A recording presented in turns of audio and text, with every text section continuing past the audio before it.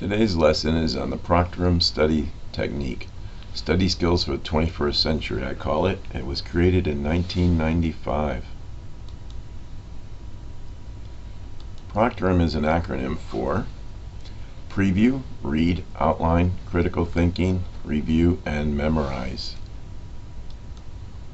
There's 6 easy steps to mastering the PROCTRM study technique. The first step is Preview. Open the textbook to the chapter that you want to learn. It could be any textbook, it doesn't matter. Read the title, then study every bold heading in the chapter. Look at every chart, map, graph, picture, and caption. Label all the major chapter headings with Roman numerals. Now, if you're not familiar with Roman numerals, here they are. The first 20 should be sufficient. You notice 1, 2, and 3 is just capital I's. 5 is a V. 1 less than 5 is an I before a V. 1 greater than 5 is a V with an I after it, and the same for 7 and 8. They just add I's to the end. 10 is an X. 1 less than 10 is 9. 1 greater than 10 is 11. 2 greater is 12. 3 greater is 13. 15 is X and a V. 10 and 5. 1 less than that would be 14. XIV. 1 greater than that, 16. XVI. 17 XVI, 18 XV with 3 I's. You get the point, right? 20 is 2 X's, 10 and 10. It's pretty easy.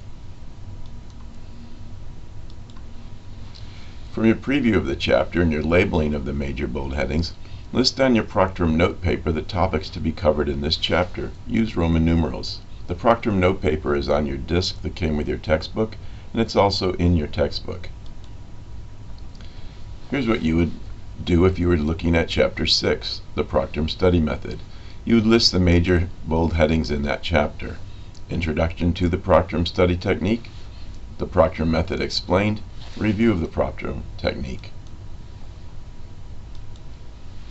And now you have a clear idea of the direction the chapter is going to take. So before you begin reading, now you know where you're going.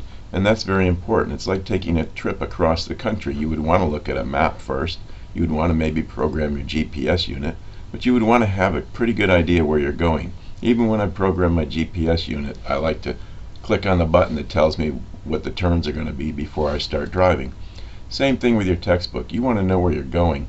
Otherwise, you're going to have a hard time getting there. Your next step is to read. You want to read actively. You notice I underline that word? Actively. Most people read passively. You want to be an active reader. You want to highlight or underline the key ideas and any definitions that you find in each selection. As you read, highlight, underline, or circle any vocabulary that you're not familiar with. Make a list or maybe some study cards and learn them. I always like to circle the vocabulary. It stands out from the highlighting. But some of my students like to highlight in a different color. I like yellow for the normal note highlighting, but you could use pink, blue, green, or some other color for highlighting vocabulary that you're not familiar with. Because the vocabulary you don't know today, you won't know tomorrow. You won't know 5, 10, 20 years from now. And it could really trip you up someday on the job. The next thing you want to do is outline. Using your PROCTRM note paper, beginning with Roman numeral 1, from the list created in Step 1, and from the highlights for each section, fill in the major and minor supporting details section by section. Now, if you don't know what major and minor supporting details are, that will be covered in future chapters, but I'll give you a little bit of information here. Do this for all the sections listed in Step 1. And you notice this is a short chapter. Your chapter could be much longer than this. Here's what a typical outline looks like. You start with Roman numerals, and you move to capital letters, and then numbers, and then lowercase letters. And you notice you indent at each level. Notice how the outline keeps progressing. Here's a really thorough outline. And the information may be broken down into several levels. So you have your main point made. That would be A, like your main idea. Major supporting details are usually your 1s and 2s. Your minor supporting details are the small a and b, lowercase letters. And then numbers in parentheses would be additional refining supporting details. The next step you want is to critically think about what you have.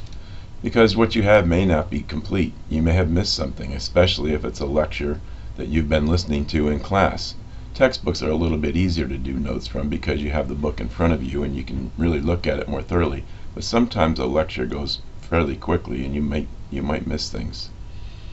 In the small left or right column on your PROCTRM note paper, put any questions that need clarification, any insights that you've gained, and possible exam questions that you anticipate.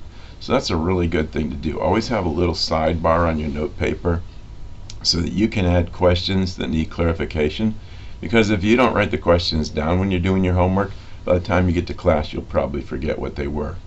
Any insights that you have gained, that's nice because it adds to the class discussion, and your instructor will really appreciate that. And any possible exam questions that you might anticipate. Where do teachers get their exam questions from?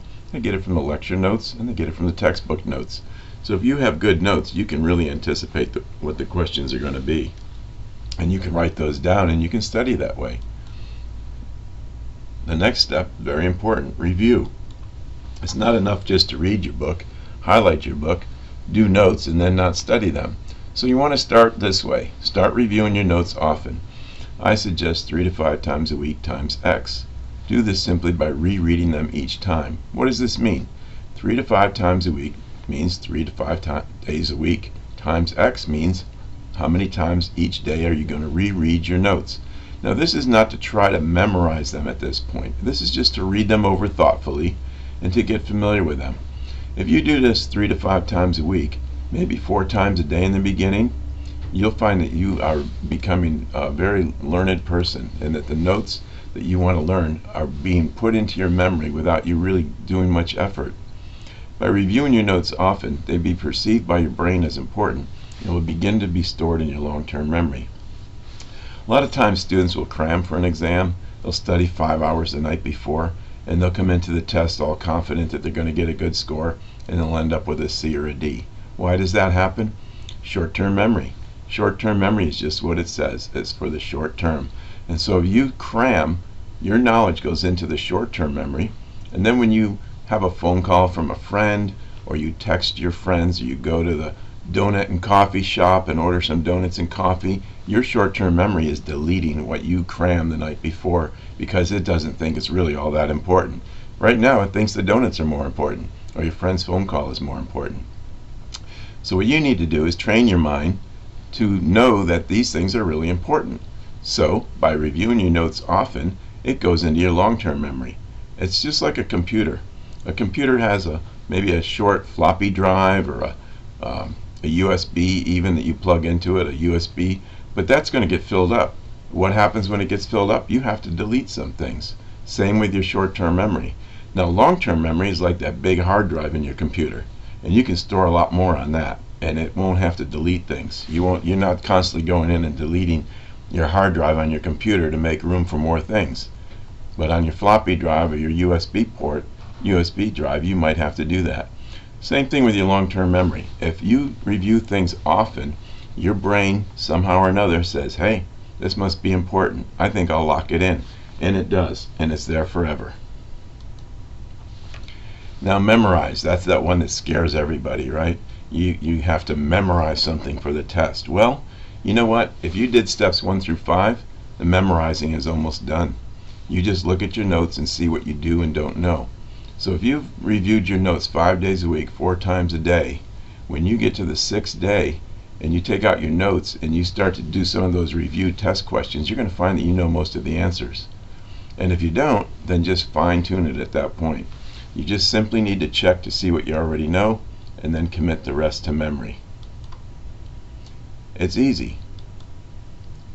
Remember this, you probably cannot increase your IQ, but you can increase your GPA, your grade point average. How do you do that? You have to use PROCTRM, and the key word there is use. You have to use it. You can't just learn about it and then forget about it. You have to use it. Begin to study more efficiently and higher grades will be your first reward. I've been teaching this technique since 1995.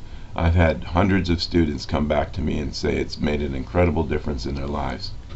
Students that used to get only C grades are now getting A and B grades, and mostly A's. Students that thought they were going to have to drop out of school are now in school. Students who thought they couldn't do the nursing program find out they can do the nursing program. And the stories go on, and it's really an incredible thing. The main thing that makes the difference in college or in any school is whether you know how to study or not. It's not your IQ, it's your application. It's how hard you work. And using the PROCTRM study technique, it actually is going to make it easier. I had one student this semester who told me it actually made a huge difference in his happiness in his life. He wasn't stressed out anymore. He knew how to study. He actually spends less time studying and is getting higher grades. He called it the gold standard of study techniques. That's a pretty good compliment, and I thank him for that. So begin to study more efficiently, and those higher grades are your first reward. Some of the other rewards are maybe you drive a nicer car, or a car that doesn't break down all the time and doesn't have to be attached to the back of a tow truck. You live in a nicer neighborhood. Your mate, your significant other person is more happy because you can do more things, and you're a happier person. You have a better salary at your job. You get the promotions you want. You're not afraid when the boss comes to you and says, could you take these documents home and study them over the weekend and come back and teach the other people? You say, sure, no problem. Okay? So anyways, I'm sure you can apply this to any subject area, and I really hope you will.